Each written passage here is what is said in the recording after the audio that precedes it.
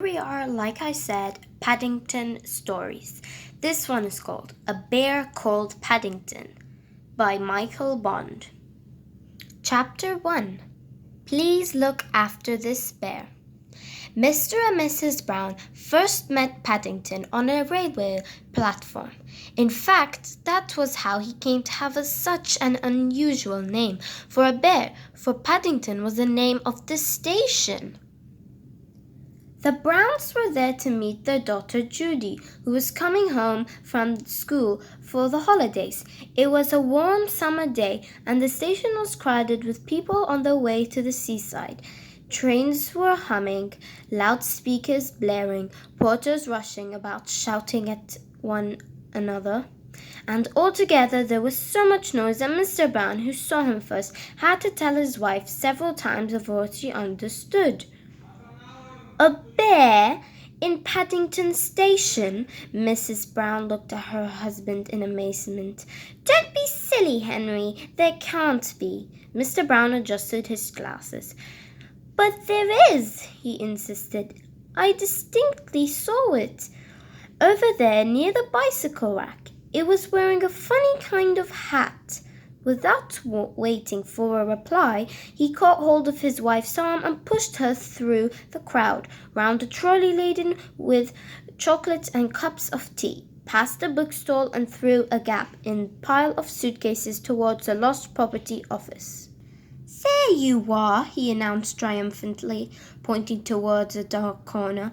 I told you so. Mrs. Brown followed the direction of his arm and dimly made out a small furry object in the shadows. It seemed to be sitting on some kind of suitcase, and around its neck were a label with some writing on it. The suitcase was old and battered, and on the side in large letters were the word Wanted on Voyage. Mrs. Brown clutched her husband. Why, Henry, she exclaimed, I believe you were right after all. It is a bear. She peered at it more closely. It seemed a very unusual kind of bear. It was brown in color, a rather dirty brown, and it was wearing an almost odd-looking hat with a wide brim, just as Mr. Brown had said. From beneath the brim, two large round eyes stared back at her. Seeing that something was expected of it, the bear stood up and politely its hat, revealing two black ears. Good afternoon, it said in a small, clear voice. Good afternoon, replied Mrs. Brown doubtfully. There was a moment of silence. The bear looked at them inquiringly. Can I help you? Mr. Brown looked rather embarrassed. Well, no. As a matter of fact, we were wondering if we could help you. Mrs. Brown bent down. You're a very small bear, she said. The bear puffed out its chest. I'm a very rare sort of bear, he replied importantly. There aren't many of us left where I come from. And where is that? Asked Mrs. Brown. The bear looked round carefully before replying. Darkest Peru. I'm not really supposed to be here at all. I'm a stowaway. A stowaway? Mr. Brown lowered his voice and looked anxiously over his shoulder. He almost expected to see a policeman behind him with a notebook and a pencil taking everything down. Yes, said the bear. I immigrated, you know. A sad expression came into his eyes. I used to live with my Aunt Lucy in Peru, but she had to go into a home for retired bears. You don't mean to say you've come all the way from South America by yourself? Exclaimed Mrs. Brown. The bear nodded. Aunt Lucy always said she wanted me to emigrate when I was old enough. That is why she told me to speak English. But whatever you do for food? Asked Mr. Brown. You must be starving. Bending down, the bear unlocked his suitcase with a small key, which it also had round its neck, and brought out an almost empty glass jar. I ate marmalade, he said rather proudly. Bears like marmalade, and I lived in a lifeboat. But what are you going to do now? said Mr. Brown. "You can't just sit in Paddington Station waiting for something to happen." "Oh, I shall be all right, I expect." The bear bent down to do up its case again. As he did so, Mrs. Brown caught a glimpse of the writing on the label. It said simply, "Please look after this bear. Thank you." She turned appealingly to her husband. "Oh, Henry, what shall we do? We can't just leave him here. There's no knowing what might happen to him. London's such a big place when you've nowhere to go. Can't he come and stay with us for a few days?" Mr. Brown hesitated. "But Mary dear, we can't take him, not just that like that. After all what?" Mrs. Brown's voice had a firm note to it. She looked down at the bear. "He is rather sweet, and he'd be such a company for Jonathan and Judy, even if it's only for a little while. They'd never forgive us if they knew you left him here." "It all seems highly irregular," said Mr. Brown doubtfully. "I'm sure there's a law about it." He bent down. "Would you like to come and stay with us?" he asked. "That is," he added hastily, not wishing to offend the bear, "if you've nothing else planned." The bear jumped, and his hat nearly fell off with excitement. "Ooh, yes, please. I should like that very much. I've nowhere to go, and everyone seems in such a hurry." "Well, that's settled then," said Mrs. Brown before her husband could change his mind. "And you can have marmalade for breakfast every morning." And she tried hard to think of something else that bear might like. "Every morning?" The bear looked as if it could hardly believe its ears. "I only had it on special occasions at home. Marmalade's very expensive in darkest Peru." "Then you shall have it every morning, starting tomorrow," continued Mrs. Brown, "and honey on Sunday." A worried expression came over the bear's face. "Will it cost very much?" he asked. "You see, I haven't very much money." "Of course not. We wouldn't dream of charging you anything. We shall expect you to be one of the family, shan't we, Henry?" Mrs. Brown looked at her husband for support. "Of course," said Mr. Brown. "By the way," he added, "if you are coming home with us, you better know our names. This is Mrs. Brown, and I'm Mr. Brown." The bear politely raised its hat twice. "I haven't really got a name," he said, "only a Peruvian one which no one can understand." "Then we'd better give you an English one," said Mrs. Brown. "It'll make things much easier." She looked round the station for inspiration. "It ought to be something special," she said thoughtfully. As she spoke, an engine standing in one of the platforms gave a loud wail, and a train began to move. "I know what," she explained. "We found you in Paddington Station, so we'll call you Paddington." "Paddington?" The bear repeated it several times to make sure. "It seems a very long name." "Quite distinguished," said Mr. Brown. "Yes, I like Paddington as a name. Paddington it shall be." Mrs. Brown stood up. "Good. Now, Paddington, I have to meet our little daughter, Judy, off the train. She's coming home from school. I'm sure you must be thirsty after your long journey. So you go along to the buffet with Mr. Brown, and he'll buy you a nice cup of tea." Paddington licked his lips. "I'm very thirsty," he said. "Sea water makes you thirsty." He picked up his suitcase, pulled his hat down firmly over his head, and waved a paw politely in the direction of the buffet. "After you, Mr. Brown." Thank you, Paddington," said Mr. Brown. "Now, Henry, look after him," Mr. Brown called after them. And for goodness sake, when you get a moment, take that label off his neck. It makes him look like a parcel. I'm sure he get put in the luggage van or something if a porter sees him. The buffet was crowded when they entered, but Mr. Brown managed to find a table for two in a corner. By standing on a chair, Paddington could just rest his paws comfortably on the glass top. He looked around with interest while Mr. Brown went to fetch tea. The sight of everyone eating reminded him of how hungry he felt.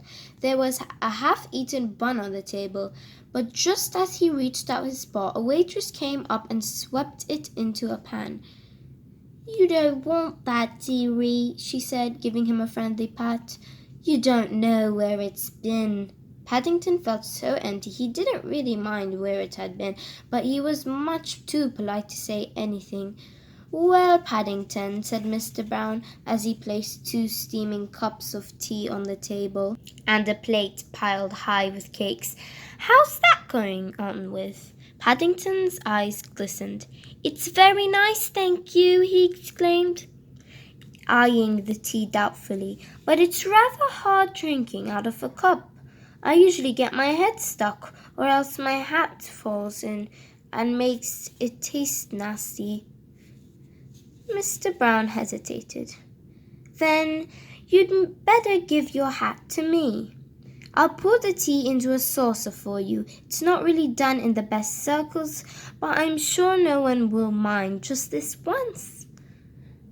Paddington removed his hat and laid it carefully on the table while Mr. Brown poured out the tea. He looked hungrily at the cakes, in particular at a large cream and jam, one which Mr. Brown placed on the plate in front of him. "There you are, Paddington," he said. "I'm sorry they haven't any marmalade ones, but they were the best I could get." "I'm glad I emigrated," said Paddington as he reached out a paw and pulled the plate nearer. "Do you think anyone would mind if I stood on the table to eat?" Before Mr. Brown could answer, he had climbed up and placed his right paw firmly on the bun. It was a very large bun, the biggest, the stickiest Mr. Brown had been able to find, and in a matter of moments most of the inside found its way onto Paddington's whiskers. People started to nudge each other and began staring in their direction. Mr. Brown wished he had chosen a plain, ordinary bun, but he wasn't very experienced in the ways of bears. He stirred his tea and looked out of the window, pretending he had tea with a bear in Paddington Station every day of his life. "Henry!" The sound of his wife's brought him back to earth with a start. "Henry, whatever are you doing to that poor bear? Look at him. He's covered all over with cream and jam." Mr. Brown jumped in confusion. "He seemed rather hungry," he answered lamely. Mrs. Brown turned to her daughter. "This is what happens when I leave your father alone for 5 minutes. Judy clapped her hands excitedly. "Oh, Daddy, is he really going to stay with us?" "If he does," said Mrs. Brown, "I can see someone other than your father will have to look after him. Just look at the mess he's in." Paddington, who all this time had been too interested in his bun to worry about what was going on, suddenly became aware that people were talking about him. He looked up to see that Mrs. Brown had been joined by a little girl with laughing blue eyes and long fair hair. He jumped up, meaning to raise his hat, and in his haste slipped on a patch of strawberry jam, which somehow or other had found its way onto the glass tabletop. For a brief moment he had a dizzy impression of everything, and everyone being upside down, he waved his paws wildly in the air, and then, before anyone could catch him, he somersaulted backwards and landed with a splash into his saucer of tea. He jumped up even quicker than he sat down, because the tea was still very hot, and promptly stepped into Mr. Brown's cup. Judy threw back her head and laughed until the tears rolled down from her face. "Oh, Mummy, isn't he funny?" she cried. Paddington, who didn't think it at all funny, stood for a moment with one foot on the table and the other in Mr. Brown's tea. There were large patches of white cream all over his face, and on his left ear there was a lump of strawberry jam. "You wouldn't think," said Mrs. Brown, "that anyone could get in such a state with just one bun." Mr. Brown coughed. He had just caught the stern eye of a waitress on the other side of the counter. "Perhaps," he said, "we'd better go. I'll see if I can find a taxi." He picked up Judy's belongings and hurried outside. Paddington stepped gingerly off the table and, with a last look at the sticky remains of his bun, climbed down onto the floor. Judy took one of his paws. "Come along, Paddington. We'll take you home, and you can have a nice hot bath. Then you can tell me all about South America. I'm sure you must have lots of wonderful adventures." "I have," said Paddington earnestly. "Lots. Things are always happening to me. I'm that sort of bear." When they came out of the buffet, Mr. Brown had already found a taxi, and he waved them across. The driver looked hard at Paddington and then at the inside of his nice, clean taxi. "Bears is extra," he said gruffly. "Sticky Bears is twice as much again." "He can't help being sticky, driver," said Mr. Brown. "He's just had a nasty accident." The driver hesitated. "All right, open.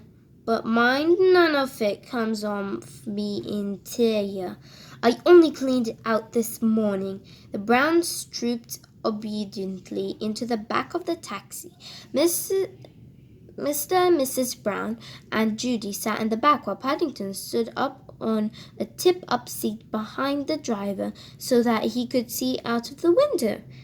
The sun was shining as they drove out of the station, and after the gloom and the noise, everything seemed bright and cheerful. They swept past a group of people at the bus stop, and Paddington waved. Several people stared, and one man raised his hat in return. It was all very friendly. After weeks of sitting alone in a lifeboat, there was so much to see. There were people and cars and big red buses everywhere. It wasn't a bit like darkest Peru. Paddington kept one eye out of the window in case he missed anything. With his other eye, he carefully examined Mr. and Mrs. Brown and Judy. Mr. Brown was fat and jolly, with a big mustache and glasses, while Mr. Brown, who was also rather plump, looked like a larger edition of Judy.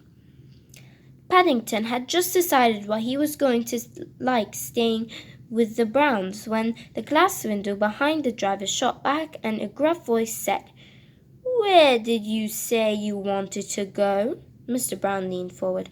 "Number 32, Windsor Gardens." The driver cupped his ear with one hand. "Can't hear you," he shouted.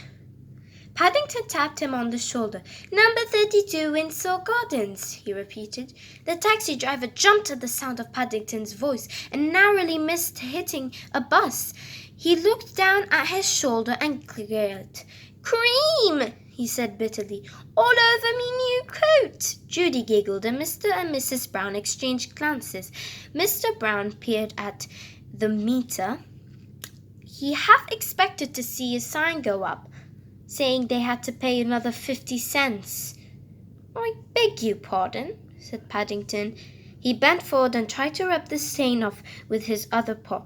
Several bun crumbs and a smear of jam added themselves mysteriously to the taxi driver's coat. The driver gave Paddington a long, hard look. Paddington raised his hat, and the driver slammed the window shut again. "Oh dear," said Mrs. Brown. "We really shall have to give him a bath as soon as we get indoors. It's getting everywhere." Paddington looked thoughtful. It wasn't so much that he didn't like baths. He really didn't mind being covered with jam and cream. It seemed a pity to wash it all off quite soon. But before he had time to consider the matter, the taxi stopped and the Browns began to climb out. Paddington picked up his suitcase and followed Judy up a flight of white steps to a big green door. "Now, you're going to meet Mrs. Bird," said Judy. "She looks after us. She's a bit fierce sometimes and she grumbles a lot, but she doesn't really mean it. I'm sure you'll like her." Paddington felt his knees begin to tremble. He looked round for Mr. and Mrs. Brown, but they appeared to be having some sort of argument with the taxi driver. Being the door, he could hear footsteps approaching. "I'm sure I shall like her, if you say so," he said, catching sight of his reflection on a brightly polished letterbox. "But will she like me?" Thank you everyone for watching this video of Chapter 1, Paddington Story number 1.